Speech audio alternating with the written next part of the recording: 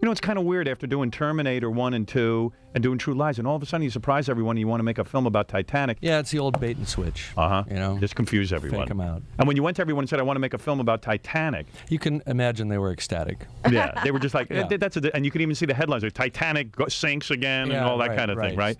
Film sinks of its own weight, film is a disaster, blah, blah, blah. You know, the headlines write themselves. And it's kind of a drag when, like, people start going, hey, it's a $200 million film. They're almost rooting for it to fail. So what'd they think? Like, originally the budget was going to be, what, $100 million or something? Yeah, we told them 120, and that's what we thought it was going to cost. And Yeah, you weren't lying to them. You just figured that's it. No, in fact, that's why I wound up giving them back all my money, because I said, guys, I don't want you to think we lied to you, just to get you to make this movie. Right. So in other words, like, they came to you, made the deal, and you said, hey, you get a couple of million just for making the movie. Right. And you said to them halfway through the shooting or something, hey, here's the money back? Yeah, exactly. How many years have you devoted? I'm talking about from conception to the end of this film. How many years have you devoted to this film? Well, it was 3 solid years, pretty much from the time I finished True Lies. Okay.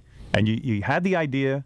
You worked on the script, I assume? Yeah, I wrote the script. You wrote the script yourself, Yeah. and then you went ahead and you shot this thing, and you've given back all rights to this movie. Yeah. You own nothing of this movie. Nothing. And you will make $0. Well, I own the authorship of the film. What does that What does that mean? It's, it depends on how much money means. Well, I mean, how do you make money off the film? Don't you get a percentage? I don't make money off this film. You will not get a percentage of the gross. I would have if things had gone the way they were supposed to. But, my philosophy is I take responsibility. The buck stops here. Wow. So for 3 years not getting paid doesn't disturb you? Well, I'm not going to be out on the street selling pencils. No, I mean, you're a wealthy man from Terminator and stuff, but... Yeah, I'm comfortable. I wouldn't say wealthy. Cause Really? I have this habit of making movies for companies that then promptly go bankrupt and don't pay you. People thought you were probably out of your mind to put Arnold Schwarzenegger in it, though, right? Right. He was like an oiled-up loincloth guy. Everybody was handing the guy swords. Right. You know what I mean? Right. And nobody... I mean, here I had a role where he played it with his clothes on, the whole picture. You made his career, I would say, don't you think? I mean, you took him to another level. I think it was a stepping stone for him that would have taken him more steps if he hadn't done that film. But he would have gotten there. I mean, you know Arnold, so you know what he's like. Was there anybody else who could have played that role? Did you think of somebody else for that role? I don't think, in retrospect, anybody else would have had the same Did you write it flash for that him? he had. No. Did you write it for him? No. When did you And I determine... didn't change a word of it when I cast him. When did you Just determine that Arnold Schwarzenegger should be the Terminator? When he bought lunch. I took him to lunch and he bought. But you knew that he should be the guy?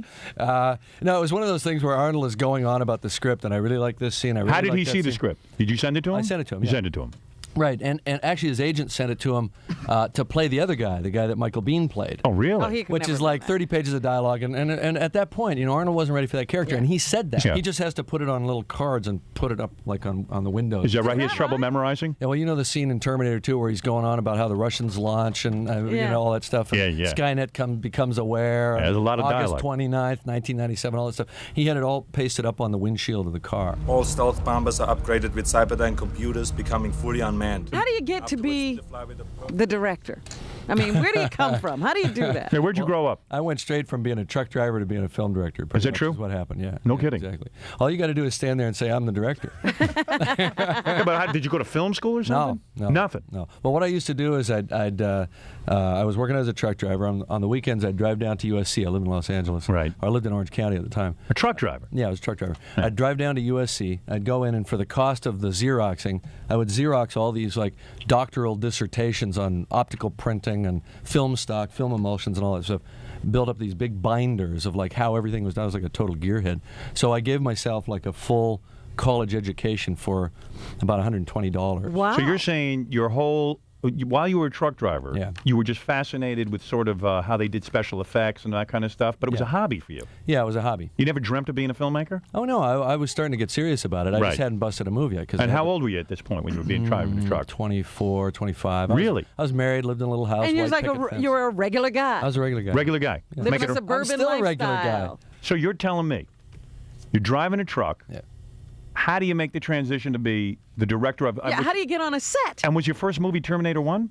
I got hired to do this film called Piranha 2, and they fired me after 10 days. And what did you get hired to do?